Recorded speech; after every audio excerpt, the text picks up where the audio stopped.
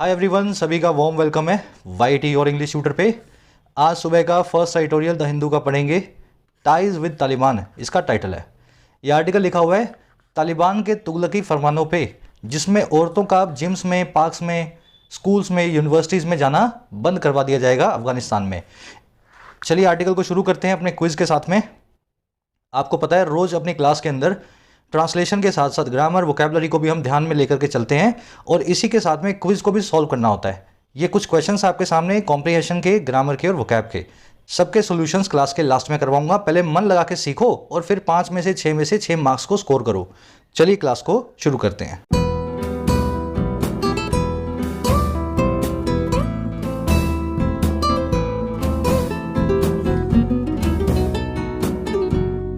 Alright, कह रहे जी ties with Taliban. देखिए तालिबान आप जानते हैं एक टेररिस्ट ऑर्गेनाइजेशन है जो अभी अफगानिस्तान में राज भी करती है, अफगानिस्तान में अपनी सरकार बना के बैठी है। टाइज का मतलब होता है रिश्ता, यानी कि नाता। कह रहे नाता रिश्ता अब नहीं रखना है तालिबान के साथ। भले ही इन लोगों ने अपनी सरकार बना ली हो अफगानिस्तान में, लेकिन जब तक इनकी सरकार बनी है इनसे सभी को दूरी बना के रखनी चाहिए। अब ऐसा क्यों हुआ, क्या दुश्मनी है भाई इनसे सबकी, ये पता लगेगा आपको टाइटल पैराग्राफ से। कह रहे जी India must control engagement with Afghanistan as long as the repressive regime is in place। कह रहे जी जो इंडिया है उसको कर्टेल कर ही देना चाहिए। कर्टेल का मतलब होता है काट छांट कर देना, किसी चीज़ को छोटा कर देना। कह रहे इंडिया को कर देना चाहिए कर्टेल, यानी कि छोटा। और किसको भाई? अपनी इंगेजमेंट को, अपनी बातचीत को। और किसके साथ? अफगानिस्तान के साथ में। और कब तक कर देना चाहिए ये काम, क्यों करना चाहिए? कह रहे एज लॉन्ग एज, जब तक ये जो रिप्रेसिव रिजीम है, ऐसा प्रशासन, ऐसा रिजीम जो रिप्रेसिव है, जो दमनकारी है, जो लोगों को दबाता है, कह रहे जब तक ये repressive regime is in place है, अपनी जगह पे बना हुआ है। इन प्लेस होना, अपनी जगह पे बनाना, बनना, एग्जिस्ट करना। सेंटेंस थोड़ा सा अच्छा लिखा हुआ है, आपको कन्फ्यूजन हो सकती है, लेकिन बड़ा आसान है। इंडिया को कर्टेल कर देना चाहिए अपनी इंगेजमेंट को, अपने डायलॉग को, अपनी बातचीत को अफगानिस्तान के साथ में।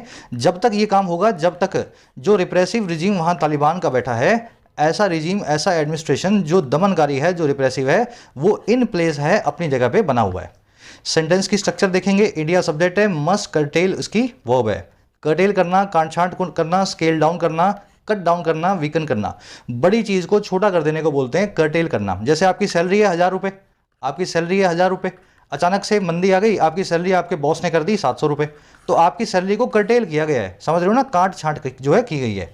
रिजीम की वर्ब है इज। रिजीम का मतलब होता है प्रशासन, administration, authority, government. Hindi medium वाले इसको रेजिमे बोलते हैं, रेजिमे ना बोलना, ये होता है रिजीम, है ना, रिजीम। रिप्रेसिव मतलब दमनकारी, जो ऑपरेसिव हो, सप्रेसिव हो, वही रिप्रेसिव है। जो आपकी आवाज़ को दबाए, आपको अथॉरिटी या फ्रीडम ना दे, रिप्रेसिव कहलाता है, एडजेक्टिव है। चलिए अब एक काम करते हैं, इस आर्टिकल की सारी वोकैबुलरी मैं आपको दिखा देता हूँ और अच्छी वोकैबुलरी इसमें यूज़ हुई है, ताकि आप इसको स्मूथली मेरे साथ पढ़ सको। और उसी के साथ में जिन प्यारे प्यारे स्टूडेंट्स ने ऐप को डाउनलोड नहीं किया है, वाईटी ऐप को डाउनलोड करो, आपकी अपनी ऐप है। फर्स्ट कमेंट में इसका लिंक रखा है इसी वीडियो के नीचे। ऐप पे आपको मिलेंगे courses for writing, SSC and banking. Writing course में डिस्क्रिप्टिव लिखना सीखते हो, यूपीएससी या किसी भी एग्जाम के लिए, ऐसे summary, report, precis. Almost 60 to 80 hours का कोर्स है। अच्छे ढंग से करोगे तो इंडिपेंडेंटली राइट करना सीख जाओगे इन इंग्लिश। ये कोड लग रहा है, इसको लगा करके आप फ़ायदा ले सकते हैं आज मिडनाइट तक 475 में। अभी इसका प्राइस बढ़ने वाले हैं नेक्स्ट मंथ से, उससे पहले फ़ायदा जरूर से लें। बैंकिंग कोर्स के अंदर आपको पूरा बैंकिंग का सिलेबस, क्लरिकल और पीओ, प्रीलिम्स और मेंस का प्लेंटी ऑफ प्रैक्टिस सेशंस के साथ में कवर करवाया जाता है। तो सही अप्रोच देख करके कैसे मार्क्स को बूस्ट करना है, ये बैंकिंग कोर्स में सीख सकते हैं। इसी तरीके से एसएससी के कोर्स में एसएससी के सभी एग्जाम्स का प्रीलिम्स और मेंस आपको तैयार करवाया जाता है। एक एक वैरायटी के क्वेश्चन को डिटेल्ड अप्रोच के साथ में करना सिखाया जाता है। कोर्सेज से रिलेटेड कोई भी क्वेरी हो, ये टीम का नंबर है, आप इस पर व्हाट्सअप करके टीम से बात कर सकते हैं। ऐप का लिंक इसी वीडियो के फर्स्ट कमेंट में रखा हुआ है। चलिए अपनी वोकैब शीट है, सारे वर्ड्स आपके सामने हैं जो आज के आर्टिकल में आएंगे, एक्सपर्टाइट से लेकर के रिनीज ऑन तक। आज का जो पहला एडिटोरियल था ना, वो बेस्ड है कोविड-19 पे, और टेक्निकली उस आर्टिकल को मुझे लेना चाहिए था, पढ़ाना चाहिए था, लेकिन वो था इससे इजी, तो इसलिए हमने कोविड वाले को मिस करके तालिबान वाला पढ़ रहे हैं। लेकिन वो कोविड वाला आर्टिकल खुद से पढ़ भी लेना और उस पर गौर भी करना। कोविड के केसेस बहुत तेज़ी से बढ़ रहे हैं, कब ये एक वेव में बदल जाएंगे आपको नहीं पता लगेगा, मुझे नहीं पता लगेगा। इसके लिए अपना बचाव करना शुरू कर दें। अगले 2 से 3 महीने, समझ गए, 2 से 3 महीने भीड़ भाड़ वाली जगहों पे ना जाएं, मास्क पहने, जितना हो सके पहन सकते हैं। चलिए, एक्सपेडाइट करना क्या होता है भाई? एक्सपेडाइट का मतलब होता है वर्ब है किसी चीज़ को तेज़ करना। जैसे आपकी गाड़ी चल रही है 50 किलोमीटर पर आवर पे, आपने उसकी स्पीड कर दी 100, तो आप अपनी गाड़ी को एक्सपेडाइट कर रहे हैं। किसी भी चीज़ की रफ्तार को तेज़ करने को, किसी काम या किसी भी व्हीकल की आप करते हैं एक्सपेडाइट। अब एक्सपेडाइट की दो स्पेलिंग्स हैं, एक्सपेडाइट एंड एक्सपीडिएट। ये है पुरानी यानी कि ओल्ड, ये है न्यू यानी कि नहीं। दोनों सही हैं, जो जैसे यूज़ कर रहा हो वैसे करने दो, कोई दिक्कत नहीं है। We need to produce more vaccines to expediate या expedite vaccination against the virus. हमें ज़रूरत है प्रोड्यूस करने की और ज़्यादा वैक्सीन्स को, ताकि एक्सपेडाइट कर सकें, ताकि तेज़ बना सकें हमारी वैक्सीनेशन को वायरस के खिलाफ। क्विकन, हेस्टन, रश थ्रू इसके सिनोनिम्स हैं। आज ये वर्ड आप आर्टिकल में नहीं देखेंगे। अब क्यों ये वर्ड करवा रहा हूँ मैं? नहीं देखेंगे तो क्यों करवा रहा हूँ? रीज़न इसका ये है कि इससे मिलता जुलता एक वर्ड आया है, एक्सपीडियंट। अब इससे लोग कर लेते हैं इसको कंफ्यूज। एक्सपीडियंट का मतलब होता है जो प्रैक्टिकल हो, जो सूटेबल हो, मौके की नज़ाकत के हिसाब से सही हो। A miser would not spend money even when it is expedient to spend. एक कंजूस कभी पैसा नहीं खर्चेगा, यहाँ तक कि तब जब ये प्रैक्टिकल हो पैसे को खर्च करना। It is expedient to spend. जहाँ ज़रूरत है और खर्च ना करे वही कंजूस कहलाता है। The company is trying to apply its latest invention in an expedient way. Company कोशिश कर रही है अप्लाई करने को अपनी लेटेस्ट इन्वेंशन को, सबसे नई खोज को, एक प्रैक्टिकल वे के अंदर, एक सूटेबल या प्रैग्मेटिक वे के अंदर।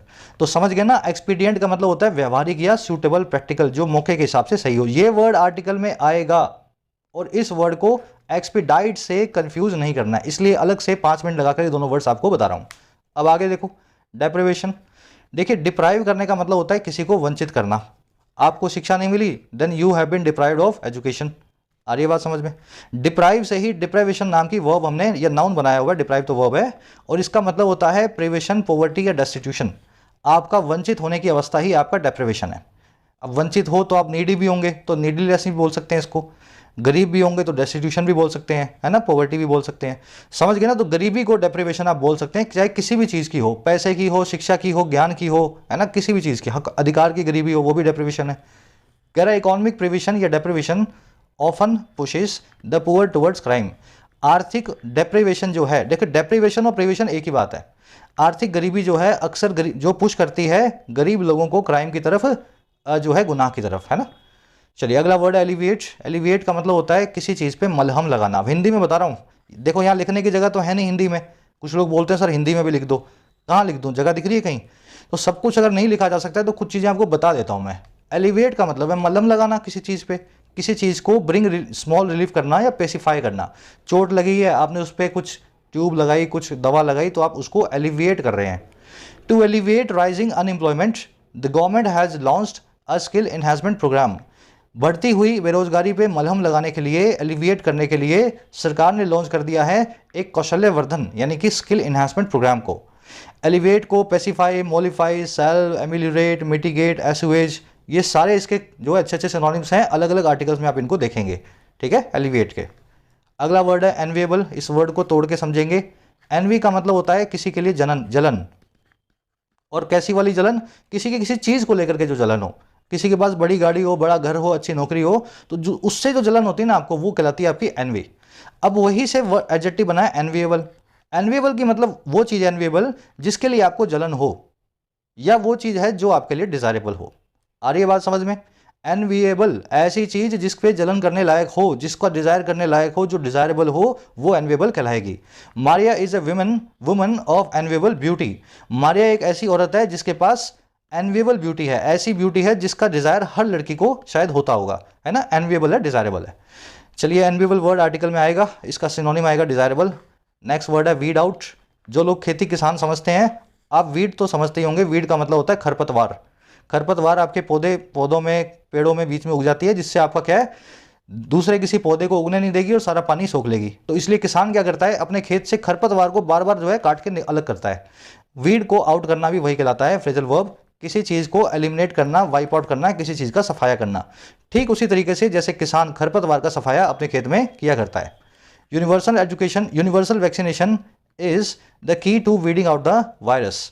हर आदमी का वैक्सीनेशन, हर आदमी का टीकाकरण वही की है, कुंजी है वायरस को उखाड़ फेंकने की, वायरस को वीड आउट करने की। अब समझ में आ गया ना, उखाड़ फेंकना, वीड आउट करना, जड़ से उखाड़ फेंकना। तो आज ये वर्ड का सिनोनिम आप देखेंगे आर्टिकल में, इरेडिकेट, जड़ से उखाड़ फेंकना, इरेडिकेट। अप्रूव्ड भी इसका सिनोनिम है वैसे, आज ये वर्ड आर्टिकल में आएगा। लास्ट वर्ड है रिनीज ऑन। मैं समझ रहा हूँ बहुत सारी वोकैब होगी, लेकिन सारे आएंगे आज ये। रिनीज ऑन का मतलब होता है कुछ कह के मुकर जाना, किसी बात को पूरा करने के लिए मना कर देना। और कैसे? जानबूझ के। आपने बोला कि मैं तेरी मदद करूंगा, और जब वक्त आया और आप मदद कर भी सकते थे, आपने मदद ना करना का जो विकल्प चुना, तो आपने रिनीज ऑन किया है अपने वादे पे। तो wilfully fail to fulfil a promise, जानबूझ करके किसी वादे को पूरा ना करना। After the victory the party reneged on its promise of decreasing tax on fuel. जीत के बाद में पार्टी मुकर गई, जीत लेने के बाद में पॉलिटिकल पार्टी ने डिफॉल्ट कर दिया, रिनीज ऑन कर दिया अपने उस वादे पे जो था कम करने का टैक्स को फ्यूल पे, यानी पेट्रोल डीजल पे। चलिए, यही 5-6 वर्ड्स हैं। रिनीज के बाद में हमेशा ऑन लगा के बताएंगे जिस भी वादे से आप मुकरे हैं। अब आ जाओ आर्टिकल पे। जब ये वर्ड्स आए, इन सभी का आपका हो जाएगा रिवीजन। अब देखो आर्टिकल में क्या हुआ है। हुआ ये है कि अफगानिस्तान ने एक नया फरमान निकाला है, वही पुराना वाला, नया नहीं है ये, पुराना है। ये 1990s में होता था जब अफगानिस्तान हुआ करता था तालिबान में, कि औरतें अब घरों से बाहर नहीं आएंगी। प्रैक्टिकली अगर देखा जाए तो, ना वो स्कूल में जाएंगी 6वीं क्लास के बाद, ना वो यूनिवर्सिटीज़ में जाएंगी, ना जिम में जाएंगी, ना पार्क में जाएंगी, ना घूमने जाएंगी। और अगर घर से बाहर मिल गई बिना किसी मेल के साथ, मतलब कोई औरत के साथ में उसका भाई, उसका हस्बैंड, उसका जो है बेटा, या उसका कोई भी, समझ गए ना, कोई मेल गार्जियन नहीं है, तो उसको पब्लिक में कोड़े मारे जाएंगे, विप किया जाएगा। हमारा आर्टिकल कह रहा है कि तालिबान अपना रंग फिर से दिखा रहा है। अपने सभी वादों पे इसने रिनीज ऑन कर दिया है। इसने सारे वादे किए थे दुनिया से कि हम इस बार ऐसा नहीं करेंगे, लेकिन उनसे रिनीज ऑन कर रहा है। कह रहा है ऐसे गंदे ऑर्गेनाइजेशन से, ऐसे गंदे एक गवर्नमेंट से किसी को कोई रिश्ता नहीं रखना चाहिए। सारी दुनिया को रिकंसीडर करना चाहिए अपने रिश्तों को तालिबान के साथ। आज की टोन है कास्टिगेटिंग। कास्टिगेट करना मतलब क्रिटिसाइज करना, बहुत बुरे से, क्रिटिसाइजिंग या कास्टिगेटिंग टोन में लिखा हुआ आर्टिकल है। शुरू कर लें आर्टिकल को, चलो। कह रहा है जी, in its latest outrageous decision, the Taliban regime has announced a ban on female students studying in universities. कह रहे अपने सबसे नए वाले outrageous decision में, लेटेस्ट मतलब सबसे नया, डिसीजन मतलब फैसला, outrageous मतलब गुस्सा दिलाने वाला, बहुत ही गंदा, ऑफेंसिव हो, इग्रीजियस हो, सुन के ही गुस्सा आ जाए आपको। कह रहा ऐसे एक डिसीजन में ना, इन जाहिलों ने, इन तालिबान के लोगों ने अनाउंस कर दिया है एक बैन को। और किस पे? लड़कियों के, फीमेल स्टूडेंट्स के स्टडी करने में यूनिवर्सिटीज़ में, कॉलेजेस में। तो सबसे नया डिसीजन ये आया है कि लड़कियां अब कॉलेज में, यूनिवर्सिटीज़ में पढ़ाई नहीं करेंगी। तालिबान रजीम की वर्ब है हैज़ अनाउंस्ड। तालिबान के आगे द क्यों लगाया गया है? ऑर्गेनाइजेशंस के आगे द लगाते हैं जो कुछ ग्रुप से मिलकर के बनी हों, जैसे the Taliban, the people liberation army, है ना, जो चाइना की आर्मी, उसका नाम है PLA। तो द लगा करके आप प्लूरलिस्टिक चीज़ों को द लगा के आप उनको डिफाइन करते हैं। चलो और आगे बढ़ते हैं।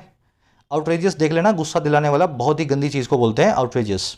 कह रहा है जी, the cabinet meeting decision is one in a series that wipes out many societal gains since 2001, the last time the Taliban was in power. कह रहा है जो कैबिनेट मीटिंग डिसीजन है, अब देखो इन्होंने क्या अपनी कैबिनेट भी बना रखी है ना, पूरा सिस्टम सा बना रखा है इन्होंने। वैसे तो ये हैं तो जाहिल, वही समझ गए ना, आतंकवादी हैं, पर साथ में इन्होंने अपना क्या सरकार चलाने के लिए, एक जो दिखावा करने के लिए कैबिनेट मीटिंग बना रखी है, इन्होंने डिसीजन लिया उसमें। कह रहा है अपनी इस कैबिनेट मीटिंग के डिसीजन जो है इनका, कह रहा है वो इज़ वन है, एक सीरीज में, एक श्रृंखला में, वो श्रृंखला जो वाइप आउट करती है, जो जड़ से उखाड़ फेंकती है कई सारे समाज में हुए गेन्स को, समाज में हुई अच्छी चीज़ों को। और कब से हुई हैं? सन 2001 से, सिंस 2001। और 2001 कौन सा वक्त था? कह रहे वही वक्त था जब लास्ट टाइम तालिबान पावर में था, was in power in Afghanistan. Sentence समझ गए होंगे। मीटिंग डिसीजन की वर्ब है, क्या वर्ब है इसकी? इज। दैट की वर्ब है वाइप्स आउट। सीरीज के लिए आया है दैट। सीरीज एक ऐसा नाउन है जो सिंगुलर और प्लूरल में सीरीज ही रहेगा।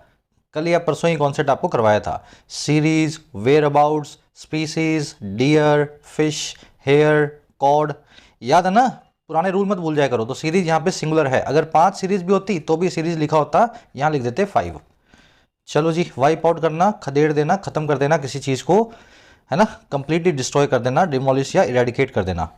तालिबान की वर्ब है वॉस। कह रहा है जी, these decrees include banning Afghan school girls from studying above grade 6, job restrictions, and a ban on women at gyms and public parks, with public floggings for those travelling without male relatives chaperoning them. कह रहे ये जो सारी decrease हैं, decree क्या होता है भाई? डिक्री का मतलब होता है फरमान, ऑर्डर, रूलिंग, ये जो इन्होंने दी है। कह रहे ये जो सारी सीरीज में जितने भी ऑर्डर्स हैं ना, इनमें क्या क्या शामिल है? इनमें इंक्लूड करते हैं बैन करना अफगान की स्कूल गर्ल्स को, अफगान की बच्चियों को स्टडी करने से, पढ़ाई करने से 6वीं क्लास के बाद अबव 6 जो है ग्रेड 6। फिर दूसरा काम है जॉब की रिस्ट्रिक्शंस, नौकरी करने पे पाबंदियां। और तीसरा काम है एक बैन सभी की सभी औरतों पे, कहाँ पे? वहाँ की जिम्स और पब्लिक पार्क्स में, है ना। जिम और पार्क में भी औरतें अब नहीं आ सकती। और ये सारा काम कैसे होगा? ये सारा काम होगा साथ में इस चीज़ के, पब्लिकली फ्लॉगिंग की जाएगी, पब्लिकली कोड़े मारे जाएंगे, लैशिंग या विपिंग की जाएगी उन औरतों की दोस्त जो ट्रेवल विदाउट करती हैं एक मेल रिलेटिव शेपरॉन के, उनको शेपरॉन करते हुए। मेल रिलेटिव आप समझ गए हैं, बेटा, भाई, हस्बैंड या पिता। और शेपरॉन करने का मतलब होता है किसी औरत के साथ में या किसी बच्चे के साथ में उसकी हिफाजत के लिए चलना। शेपरॉन एक वर्ड है इंग्लिश में। शेपरॉन एक आदमी होता है जो किसी औरत या किसी बच्चे के साथ में अकॉम्पनी करता है उनको, ताकि वो उनको सेफ रख सके, है ना। ये एक नाउन भी है, एक वर्ब भी है। नाउन फॉर्म में ये आदमी खुद ही शेपरॉन बन जाता है, वर्ब फॉर्म में जो ये काम करता है ना उसकी जॉब को शेपरॉनिंग बोलते हैं। तो कह रहा है ऐसे उनको शेपरॉनिंग करता हुआ एक आदमी साथ में चाहिए होगा। चलिए, डिक्री की वर्ब है, डिक्रीज की वर्ब है इंक्लूड, फ्लोगिंग, विपिंग, लैशिंग, कोड़े मारना। शेपरॉन मैंने आपको बता दिया, ये एक वन वर्ड है, आज के क्विज में आपसे पूछा गया है। आगे कह रहा है जी, in effect a regime that is growing crueller and less rational by the day wants about half the country's population out of public sight। कह रहा अगर इनकी हरकतों को आप देखें ना, इन जाहिलों की, तो असर यही होगा, इसका इफेक्ट यही होगा कि एक ऐसा रिजीम है जो ग्रो कर रहा है, क्रूलर। देखिए, क्रूल का मतलब है निर्दयी, बेरहम, और क्रूलर बना दी इसकी कंपैरेटिव डिग्री। कह रहा है एक ऐसा रिजीम है जो बढ़ता जा रहा है और ज़्यादा निर्दयी। ग्रो क्रूलर का मतलब है और ज़्यादा क्रूल हो जाना। और कह रहा है कम से कम रैशनल, कम से कम लॉजिकल। और कैसे? हर गुजरते हुए दिन के साथ, bye the day. Bye the day मतलब हर दिन के गुजरने के साथ। कह रहा है एक ऐसा रिजीम जो ऐसा हो रहा है। कह रहा है ये रिजीम चाहता है, ये प्रशासन चाहता है कंट्री की लगभग आधी आबादी इनकी आउट ऑफ पब्लिक साइड से, पब्लिक प्लेसेस से बाहर। साइड का मतलब है निगाह। तो ये रिजीम यही चाहता है कि जो आधी आबादी औरतें हैं किसी की निगाह में ना आए, कोई भी आदमी किसी भी औरत को देख ना सके। चलिए, रिजीम की वर्ब है, रिजीम की वर्ब है वॉन्ट्स। रिजीम आपको मैंने बता दिया है ना, तानाशाही प्रशासन को बोलते हैं रिजीम। दैट की वर्ब है इज ग्रोइंग। रैशनल आप जानते हैं, लॉजिकल चीज़ों को बोला जाता है।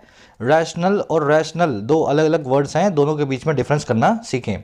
जिसके पीछे लग गया ई, जिसके पीछे लग गया ई, ये तो है नाउन, इसका मतलब है लॉजिक यानी कि तर्क। और जिसके पीछे नहीं लगा ई वो है एडजेक्टिव, इसका मतलब है लॉजिकल यानी कि तार्किक, है ना। एक ही रूट से बने हुए वर्ड्स हैं, एक दूसरे की अलग अलग फॉर्म्स हैं एडजेक्टिव और नाउन की। तो सही जगह पे सही वर्ड को यूज करना है। एक बार करके आपको दिखाते हैं इस सेंटेंस में। The government's decision to roll back the farm laws was quite rational, और रैशनल ई के साथ या ई के बिना। As there was no rational या rational in enforcing laws without adequate consultation with the stakeholders. कह रहे सरकार का जो फैसला था रोल बैक करने का कृषि कानूनों को, ये था, ये वॉज था बिल्कुल ही रैशनल, बिल्कुल ही लॉजिकल। लॉजिक नहीं था ये डिसीजन लॉजिक नहीं था, ये डिसीजन लॉजिकल था। आ रही है बात समझ में? यहाँ पे एडजेक्टिव चाहिए, नाउन को निकाल के लिखो रैशनल, वॉज क्वाइट रैशनल, ठीक है। अच्छा, ऐसा क्यों कह रहे हैं हम? कह रहे हैं क्योंकि एज हमारे पास कोई भी रैशनल नहीं है, देयर वॉज नो रैशनल, कोई भी लॉजिक नहीं था इन्फोर्स करने का ऐसे कानूनों को बिना पर्याप्त कंसल्टेशन के, बातचीत के सभी भागीदारों के साथ, स्टेक होल्डर्स के साथ। तो कानून जिनके लिए बनाया जाता है पहले उनसे बात की जाती है, बातचीत हुई नहीं, बना दिया, तो ऐसा कोई लॉजिक हमारे पास था ही नहीं इसको इन्फोर्स करने का। अब यहाँ पे वॉज के बाद में, नो के बाद में चाहिए लॉजिक, एक नाउन चाहिए। तो मैं क्या लिखूंगा यहाँ पे? यहाँ लिखूंगा रैशनल ई के साथ। समझ में आ रहा है ना नाउन क्यों चाहिए? ऐसा नहीं अमन सर ने बोल दिया तो नाउन चाहिए, भाई लॉजिक नहीं था। लॉजिक का मतलब नाउन होता है, रैशनल ई वाला जो है वो नाउन बन जाता है, तो इसलिए मैंने इसको नाउन को रखा है। चलो आगे बढ़े। आगे कह रहा है जी, making the decision publicly and officially is the regime's way of thumbing its nose at international community by reneging on promises made during Doha talks including establishing an inclusive government. कह रहा है यही इनका स्टाइल है। कह रहा है make करना डिसीजन को पब्लिकली, जो भी फैसला लेना सबके सामने लेना, एंड ऑफिशियली सबको बता के लेना आधिकारिक तौर पे। कह रहा है ये जो काम है ना इस तरह के डिसीजन लेने का, ये है इस रिजीम का जो है स्टाइल, इस रिजीम का वे। और किस चीज़ का तरीका है ये, किस चीज़ का वे है? ये वे है इनका चिढ़ाने का, थंब इट्स नोज ऐड करने का। थंब इट्स नोज ऐड करना क्या होता है? अपनी नाक को, अपनी जो है अंगूठे को अपनी नाक पे रखो। और कैसे करते हैं बच्चे? चिढ़ाते हैं ना किसी को, नाक पे अंगूठा रख करके अपना हाथ खोल करके चिढ़ाते हैं ना, थंब इट नोज ऐड करते हैं वो। तो कह रहे इसी रिजीम का ये रास्ता है, तरीका है अपनी नाक रख के चिढ़ाने का। और किसको? इंटरनेशनल कम्युनिटी को। और चिढ़ा कैसे रहे हैं? बाय रिनीजिंग ऑन, रिनीज ऑन करके, मुकर करके, उन प्रोमिसेस से, उन वादों से जो मेक किए थे इन्होंने दोहा की टॉक्स के दौरान, दोहा में बातचीत के दौरान, जिसमें शामिल था, इंक्लूडेड था, इस्टेब्लिश करना एक ऑल इंक्लूसिव गवर्नमेंट को, एक ऐसी सरकार को जो सबको इंक्लूड करती हो, सबको रिप्रेजेंट करती हो। इंक्लूसिव गवर्नमेंट वो होती है जिसमें सबका रिप्रेजेंटेशन होता है। सेंटेंस समझ में आ गया? मेकिंग जो जिरंड है इसकी वर्ब है is. Making such decision is the regime's way, ऐसे डिसीजन लेना, इस तरीके से लेना ही इसका स्टाइल है, इसका रास्ता है। Thumb your nose at something, किसी को नाक पे अपने अंगूठा रख करके चिढ़ाना, किसी को, समझ गए ना, इरिटेट करना, किसी को चिढ़ा करके कहना कि देख जो मैं कर रहा हूँ तू देख ले जो तुझे करना है ना।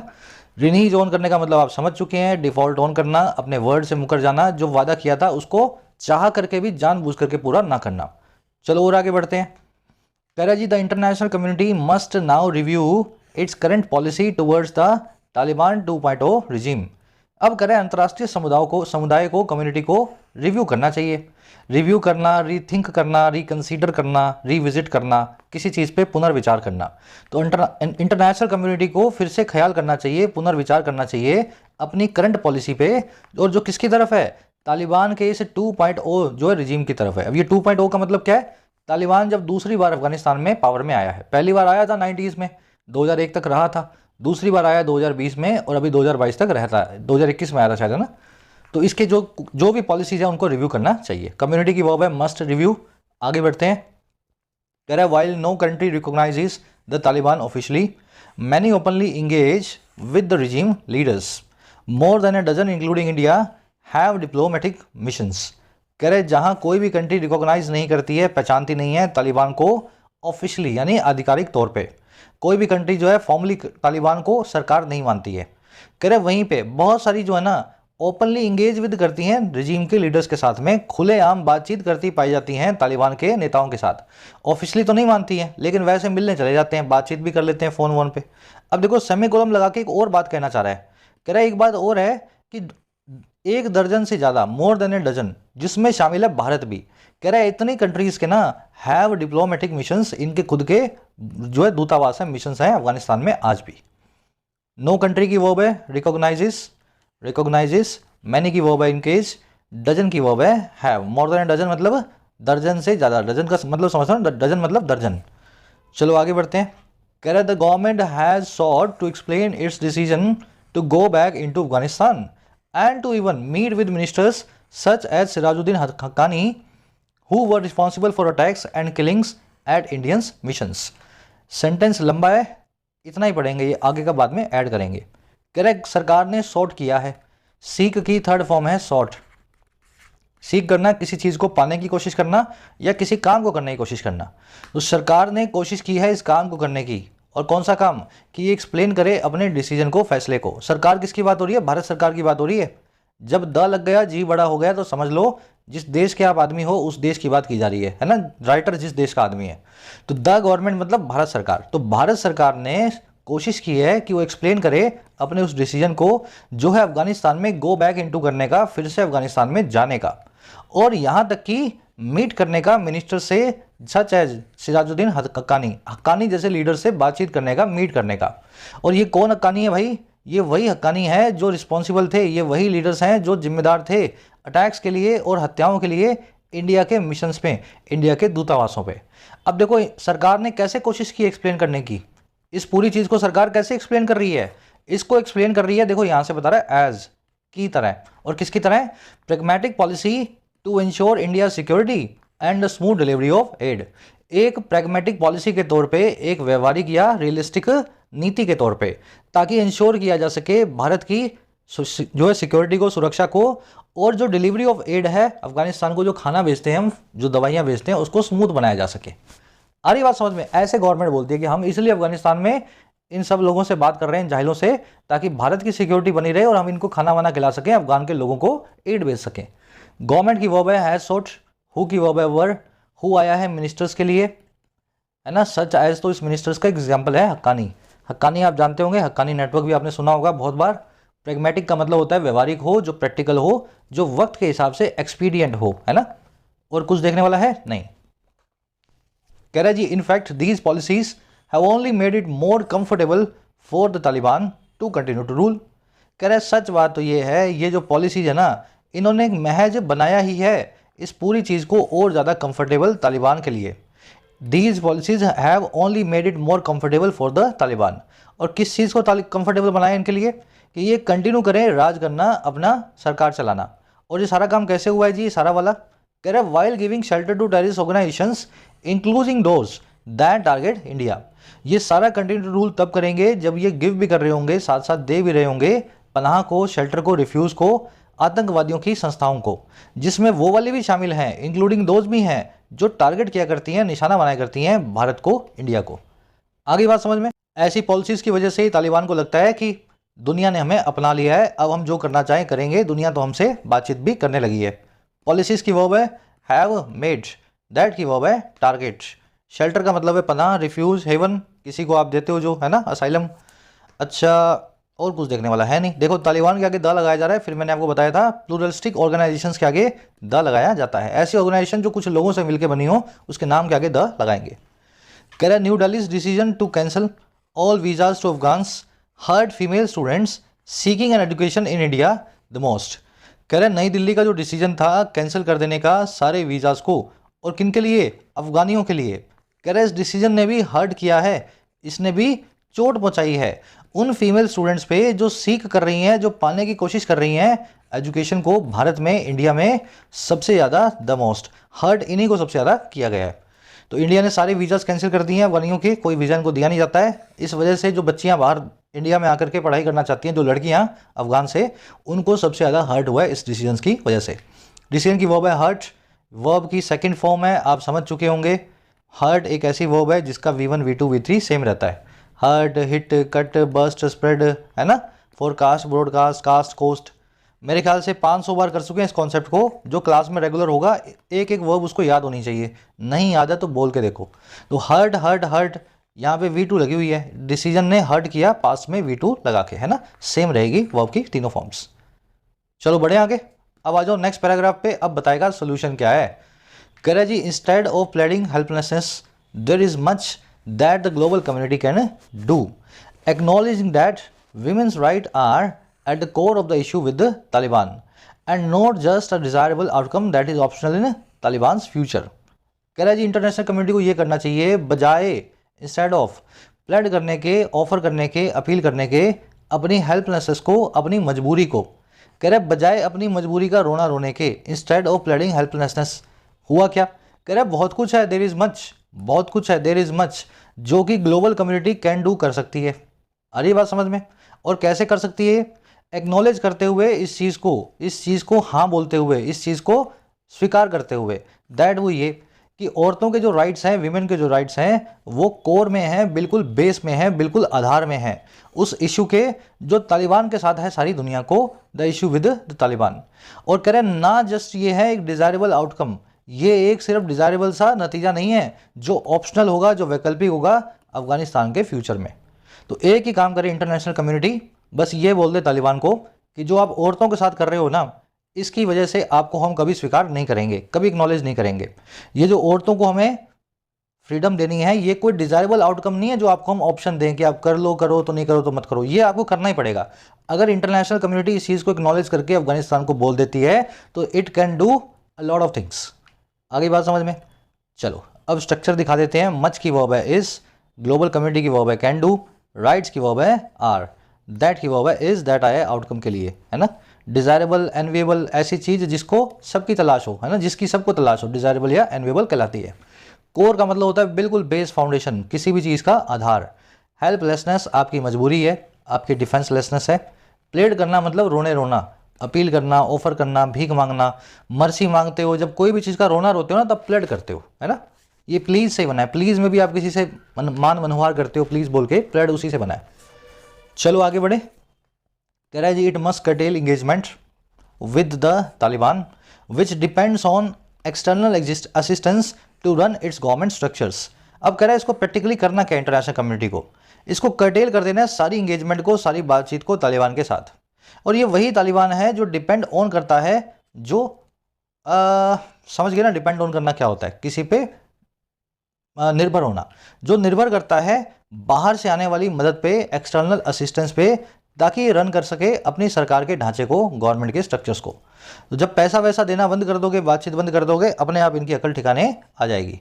इट की वर्ब है मस्ट कर्टेल, विच की वर्ब है डिपेंड ऑन। डिपेंड ऑन करना, किसी चीज़ पे निर्भर होना।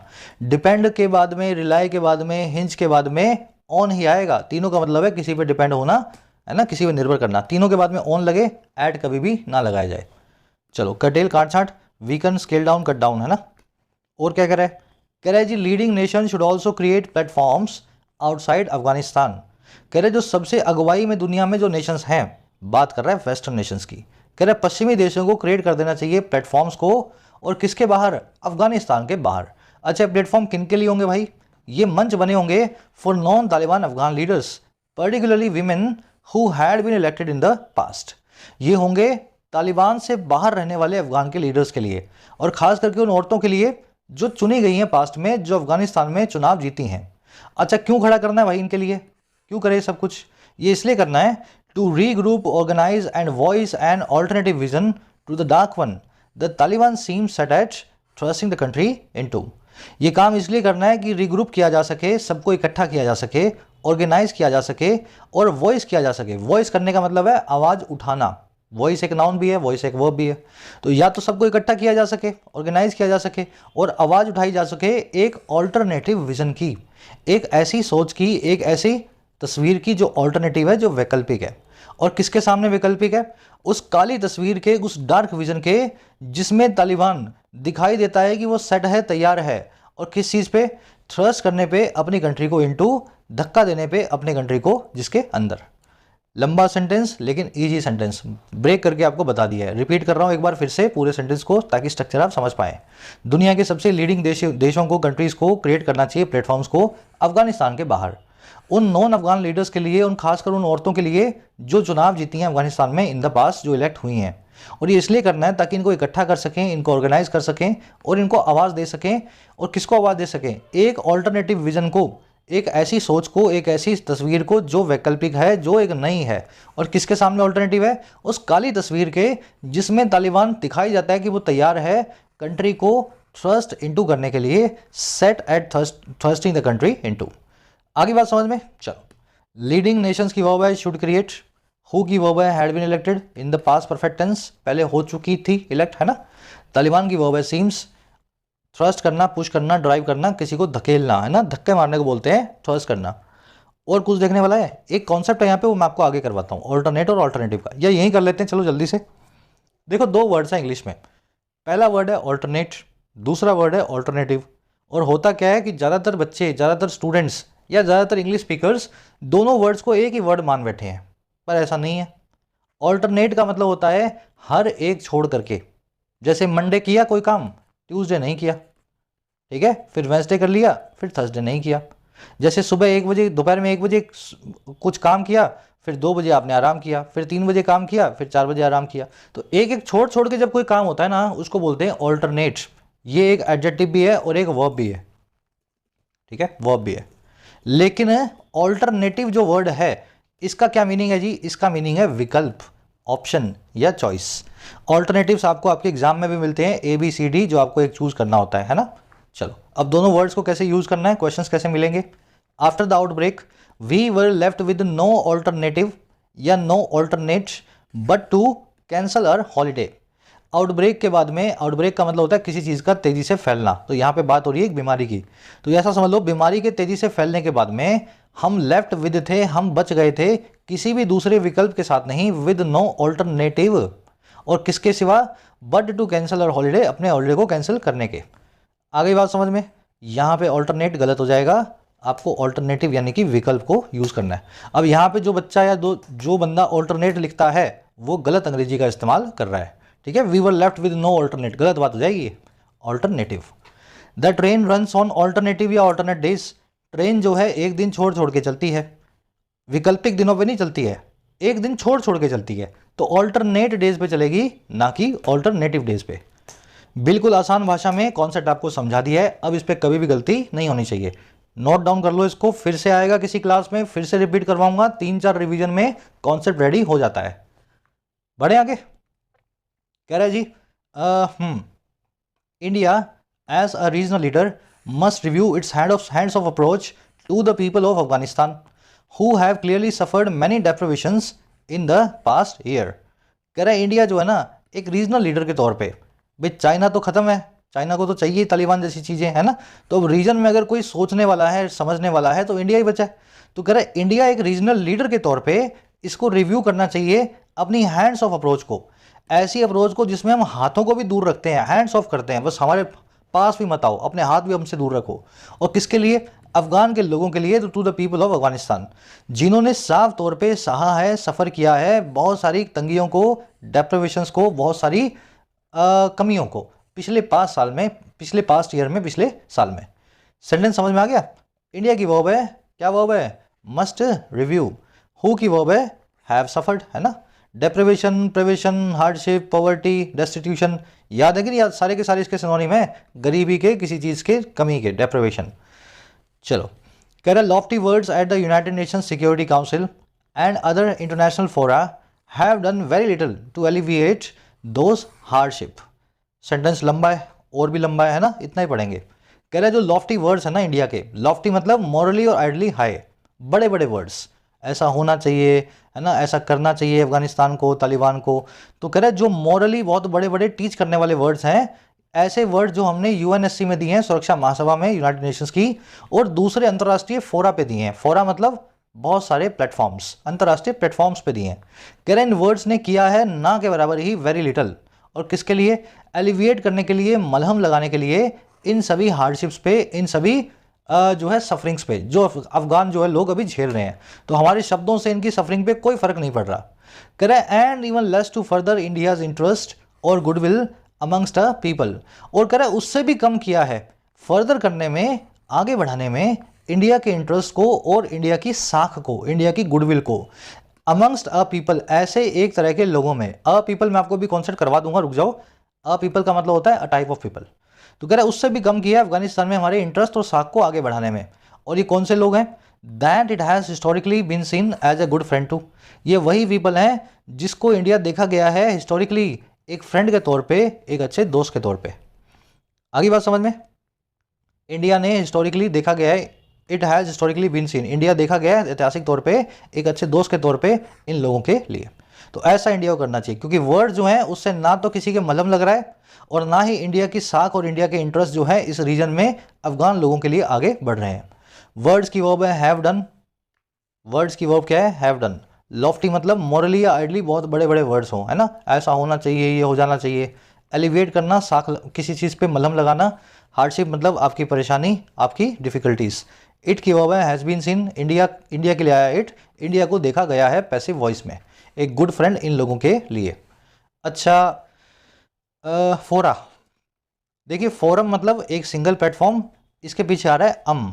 अगर मैं अम को निकाल दूं तो मैं इसका बना दूंगा इस वर्ड का प्लूरल, और प्लूरल क्या होगा अम निकालने के बाद में? प्लूरल होगा फोरा। आगे बात समझ में? तो ये इरेगुलर नाउन्स हैं जिनका सिंगुलर से प्लूरल बनाना थोड़ा अलग होता है। फोरम से फोरा, वैसे पोडियम से पोडिया। सबके बना करके देखो, दिमाग में एक बार लिख करके देखो। डेटम, बैक्टीरियम, करिकुलम, इन तीनों का सिंगुलर से प्लूरल कैसे बनाओगे? ये बहुत बेसिक कॉन्सेप्ट्स हैं, अगर अभी तैयारी शुरू की है तो अलग बात है, नहीं तो ये सबके, ये कॉन्सेप्ट तो सबको आने ही चाहिए। इसके बाद आप इंग्लिश के एग्जाम में बैठने के लिए एलिजिबल होने चाहिए इन कॉन्सेप्ट को सीखने के बाद। बिल्कुल बेसिक्स हैं ये, इसलिए क्लास में जो रेगुलर रहता है ये बेसिक्स बार बार रिपीट होते हैं। चलिए अब यहीं सेशन को खत्म करेंगे। आज अपने क्विज पे आ जाओ, फटाफट से क्वेश्चंस को देख लेते हैं। फर्स्ट क्वेश्चन में आपसे पूछा है इनमें से कौन से स्टेप्स इंटरनेशनल कम्युनिटी को लेने चाहिए तालिबान के एंटी वीमेन पॉलिसीज़ को लेकर के अपोज करने के लिए? तो बता दो भाई इंटरनेशनल कम्युनिटी को क्या क्या करना चाहिए। इनको सारे टाइज़ को, सारे रिश्तों को अफगान रिजीम के साथ में इन्हांस कर देना चाहिए और मजबूत बना लेना चाहिए, या फिर इनको नॉन तालिबान लीडर्स को शेल्टर देना चाहिए अफगानिस्तान के बाहर, या फिर अपने रिश्तों को लिमिट कर लेना चाहिए प्रेजेंट रिजीम के साथ में, तालिबान के साथ में। और या फिर आपको लगता है ए और बी दोनों होंगे, और या फिर हो सकता है बी और सी दोनों हो, तो सही ऑप्शन को आपको चूज करना है। आसान क्वेश्चन है, बस ऑप्शन ज़्यादा रख दिए हैं, ऑल्टरनेटिव्स ज़्यादा रख दिए हैं थोड़ा आपको कंफ्यूज करने के लिए। फर्स्ट कमेंट में इसी लेक्चर के नीचे आंसर है, कमेंट सेक्शन में जाओ, मेरे आंसर से अपना आंसर मैच करो। सेकंड क्वेश्चन, इंडिया ने कौन सा रैशनल, कौन सा लॉजिक प्रोवाइड किया है अपनी बातचीत के लिए जो इंडिया कर रहा है अफगानिस्तान के साथ? तो क्या लॉजिक दिया है इंडिया ने? इंडिया ने बोला है कि हम इंडियन नेशनल्स को बचाना चाहते हैं अफगानिस्तान में, या हम मिडल ईस्ट का एक्सेस चाहते हैं अफगानिस्तान से, या हम पाकिस्तान और चाइना के नेक्सस को अफगान की धरती पे काउंटर करना चाहते हैं, या हमारे खुद के नेशनल सिक्योरिटी कंसर्न्स हैं जिसकी वजह से हम बातचीत कर रहे हैं तालिबान के साथ। तो चारों में से इंडिया ने कौन सा तर्क आपको दिया है? बहुत आसान क्वेश्चन है, इजीली कर सकते हैं। तीसरा इडियम है, किसी को नाक पे उंगली रख के चिढ़ाने को क्या बोलते हैं? तो thumb at your nose at someone, मतलब इस इडियम का क्या मीनिंग है? मीनिंग तो मैंने बोल ही दिया, अभी भी नहीं निकला, तो क्या मतलब फिर, है ना? तीसरे का मीनिंग निकाल लो, लिख देना। चौथा वन वर्ड है, वन वर्ड पूछा है कि भाई ऐसा आदमी जो औरतों और बच्चों के साथ जाए उनकी हिफाजत करने के लिए, उसको अंग्रेजी में किस वर्ड से बताते हैं? पांचवें में एरर्स हैं, एक ही एरर है इनफैक्ट, एरर आपको मिलेगी शायद इस वर्ड के आसपास। अब देख लेना, समझदार को इशारा काफ़ी है ना, इस एरर के इस वर्ड के आसपास। 6 में आपसे सिनोनिम पूछा है एक्सपीडियंट वर्ड का, हेसन करना, प्रैग्मेटिव, रिनीजोन या शैपरॉन। तो सही वर्ड का सही मीनिंग निकालना है आपको। इसी वीडियो के लेक्चर के फर्स्ट कमेंट में आंसर्स रखे हैं, जाके चेक कर लो। आउट ऑफ 6 कितने मार्क्स मिले, मेरे आंसर्स को चेक करके बताना। पूरे मामले में आपकी क्या राय है, इंडिया को क्या करना चाहिए अफगानिस्तान के साथ में? 2 से 3 सेंटेंसेज में इंग्लिश में लिखने की कोशिश करें, कमेंट सेक्शन में पोस्ट करें। लिखोगे तो इंग्लिश राइटिंग अच्छी होगी। कोर्सेज अवेलेबल हैं ऐप पे, जाके फ़ायदा ले सकते हो। टाइम रहते ही कोर्सेज का फ़ायदा लेना है, ऐसा ना हो लास्ट मोमेंट पे आकर के आप मैसेज करें सर 15 दिन रह गए, 1 महीना रह गया। अभी जब वक्त है पढ़ने का तो पढ़ाई पे पूरा ध्यान दो। कंटेंट सारा अवेलेबल है एप्लीकेशन पे, राइटिंग का, एसएससी का और बैंकिंग का। ऐप को जाओ, कमेंट सेक्शन से डाउनलोड करो, फर्स्ट कमेंट से लिंक रखा है। कोई भी क्वेरी हो, ये नंबर है व्हाट्सएप का, टीम से आप मैसेज करके बात कर सकते हैं व्हाट्सएप पे।